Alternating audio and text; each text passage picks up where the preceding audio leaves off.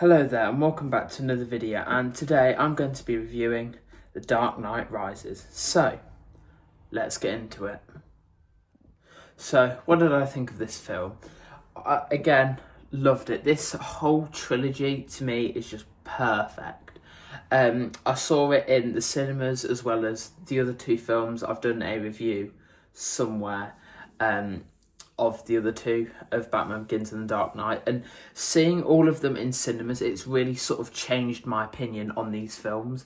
I watched this. This is probably the least one I've watched out of the three, before seeing it in the cinema, and I didn't really like it.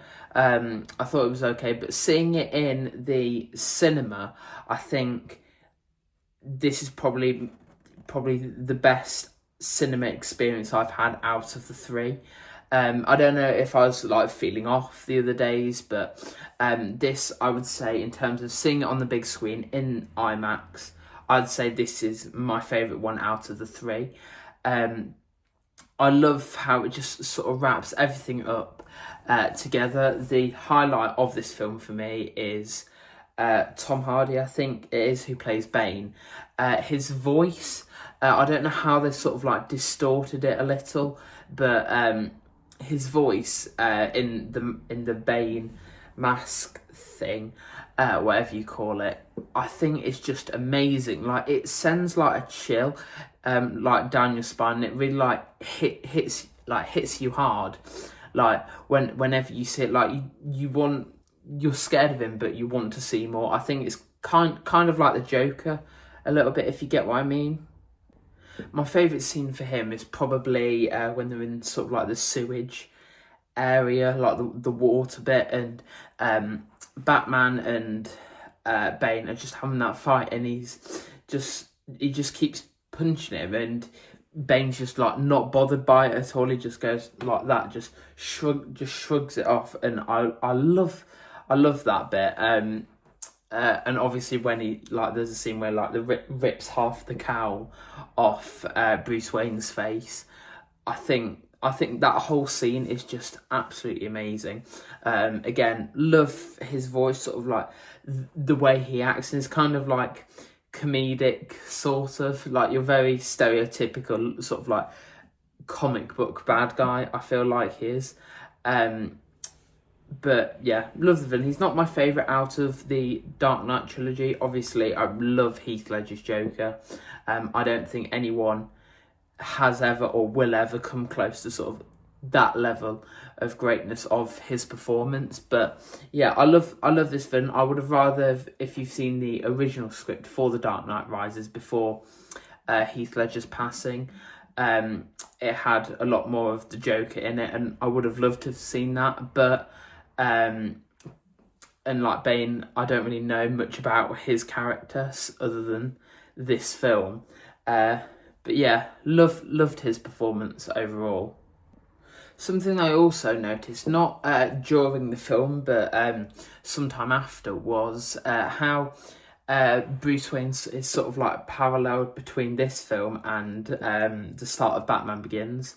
So after, by the way, spoiler alert for Dark Knight and all the other films, and I love how it parallels sort of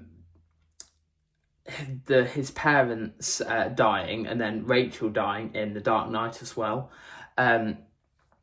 Sort of like he like sort of hid himself away, like travelled all across the world, learning the stuff with Ra's al Ghul and the League of Shadows. And then when Rachel died, he did the same thing, like hid himself away and wasn't in like the view of the public.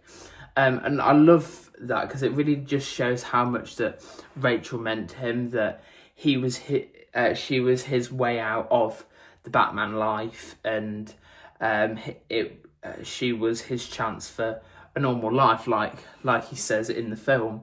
And I love how that sort of parallels like the three people that he's loved the most in his life. He's had the same reaction to, and I love how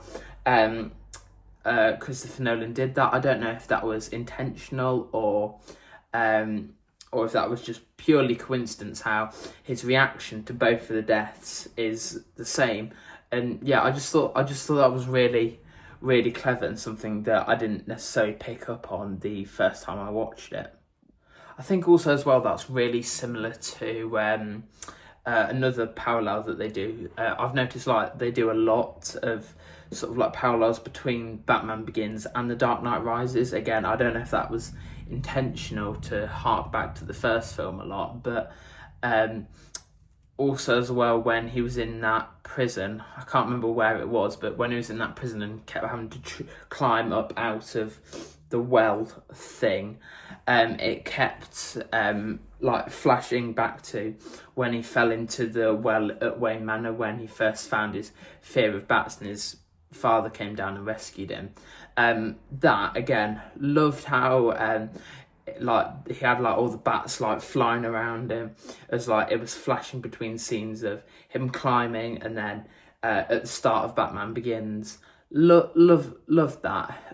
It very much feels like this is sort of one whole trilogy and not three separate films that make up a trilogy, if you get what I mean. The only other example that I can think of is the Back to the Future trilogy, where each film has an impact on the next, and yes, it has three different films, and you can probably watch the first one without knowing anything, but the other two, it sort of carries on, and it's more to be looked at as one coherent story rather than three separate acts of one story. And I think that's what make some of the greatest trilogies really great. These two, like Back to the Future, Dark Knight trilogy, probably the best trilogies in the whole of cinema, and I think that's why they're so good, because they're one story, not three films that make up one story, if you get what I mean.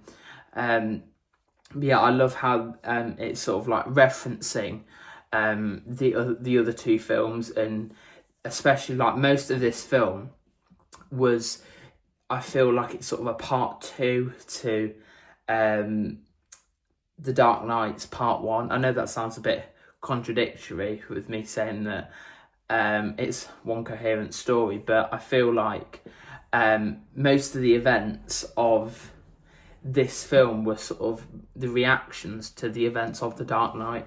Obviously with Batman now being a fugitive and Rachel's death, I feel like Bruce, Alfred, everyone else is sort of reeling from the effects of this. Again, another highlight for me is Anne Hathaway's Catwoman. Loved her in this role. I can't think of a Catwoman that again is better, and I would love to have seen her have like a new, like her own standalone TV show, maybe something akin to the Penguin, a spin-off of the Batman show. I'm trying to think what else would be sort of like that kind of style, or a bit more like Andor from Star Wars as well. I would have loved to have seen something like that, but I'm in two minds about it. On one hand, I would love to have seen her in that, but on the other hand, if it's not directed by Christopher Nolan, then I probably wouldn't want it, because maybe that's why I love her character so much, because of how Nolan's directed it and sort of like shaped her character throughout the whole film. I don't really have a standout scene in mind for Anne Hathaway's Catwoman, but the only one that sort of springs to mind is the scene again in the sewers where she's just watching Batman get like beaten up, like one after the other, like punches thrown at him, and she's just there like visibly tears in her eyes, and like she didn't have to say anything, but you can tell that there was something there, that like she felt more than just like it was a friend being hurt, and I love that. And I know like some people like hated Anne Hathaway's character. I can't see why. I absolutely loved her in the role. I thought it was great, but I'd say instead of more of like a standout scene, like her whole character arc throughout the whole movie, how she was going from like a con woman, wanting a clean slate, always out for herself, progressing the space of what, 2.5 hours over the length of the film, and then going to being someone who was selfless, helping Batman saving Gotham, and then ultimately end with him at the end. I think that was her in the cafe scene anyway. But yeah, her art, I think, was just beautifully performed, and it's really satisfying to see, and I think that's probably one of the greatest things of this film, in my opinion. The only nitpick, one of the only two nitpicks I have for this film is Gary Oldman as Commissioner Gordon. He was like bedridden for quite a lot of the film from what I can remember, and he's such a great actor. I would have loved to have seen him do more than just like at the very start and then right in the finale, like in the final act. I would have loved to have seen him do a bit more, at least maybe sort of like been kind of an Alfred role, sort of like as Ned puts it in Spider-Man Homecoming, sort of like your guy in the chair. I would have loved to have seen him in that again, but like sort of like a more prominent role. But I guess there probably wasn't enough time in the story to show his character. And my final other nitpick, my final one is that from what I can remember, I can't remember her name, the girl who turned out to be Liam Neeson's daughter. I can't remember if they like hinted to it throughout the film, but I don't really. To me, it just sort of seemed it came out of nowhere. Don't get me wrong, it was a great twist. Completely didn't see it coming, but it just sort of came out of nowhere. I don't really feel like there was much leading up to it, and they kept showing like Liam Neeson's character sort of at that fire bit with Bruce Wayne in Batman Begins, and I don't know if this is just like a Mandela effect or something, but when he was talking about his life before the League of Shadows, I don't think he mentioned having a daughter. I know he said that he had a wife, but I can't remember if he said that he had a daughter. And yeah, that's really the only thing that sort of was a minor nitpick, really. Very, very sort of small like issue with me for that sort of little bit. And now the ending. I'm in sort of two minds about it. I'm glad they didn't make a fourth one, because this is sort of like wraps it up all nicely. I love how you had a little tease of Robin there, maybe taking over the mantle as Batman. Love that little tease, that little Easter egg. And the scene in the cafe, I love the sort of theory that Bruce Wayne did sort of sacrifice himself when he like sort of took the nuclear bomb away from Gotham, and that's not actually him in that cafe right at the end. It's again Alfred imagining that he is there, and I do kind of like that idea, because I love the way that Christopher and Jonathan Nolan present the Batman in this film. They treat it very much as like an addiction for Bruce Wayne, how like he can't seem to survive without being the Batman in some form, and I just don't believe that he could just give it up like that. And also, I'm not really sure how would he sort of, because like all the bat suits seem to be in the Batcave, so how could he get back to the Batcave, and also and then also sort of like go away to I think it was Florence maybe, but yeah, I just I take that ending as he died there, and it's just Alfred imagining him, because I feel like they present it as an addiction, that he can't sort of give up the mantle of Batman, no matter like for what. After Rachel dies, that's it. That was his cut-off. That was his sort of last chance to get out of being Batman, and I feel like it'd be more within his character. And I've seen interviews with Christian Bale, and he says that it's whatever the audience thinks was the real ending. But yeah, it's that bit to me is like really fun to speculate about.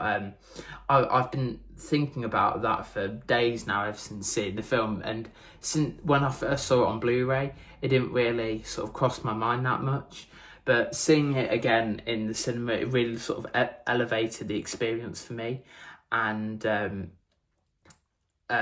like for the whole of the Dark Knight trilogy, it very much felt like I was experiencing the film, not just watching it in a cinema. And I feel like that's what Christopher Nolan does really well. And I think personally this is the best version of Batman that we'll probably ever get. And I'm so glad that you had talent such as like Michael Caine, who was again brilliant in this film, especially that gravestone scene in this film. Absolutely amazing. Michael Caine, Anne Hathaway, Christian Bale, Liam Neeson, Heath Ledger, to name but a few. And I think this will be the version of Batman that I know for me and loads of other people my generation will connect with. And I can't see another version of Batman that will stomp this trilogy for me personally. But yeah, that's it for this video. Let me know what you think of the Dark Knight trilogy as a whole, and let me know what you think of the ending. Do you think he's alive? Do you think he isn't? I'd love to know what other people think of it. So let me know all that in the comment section down below, and hit the like button and subscribe, and I'll see you in the next video. Bye.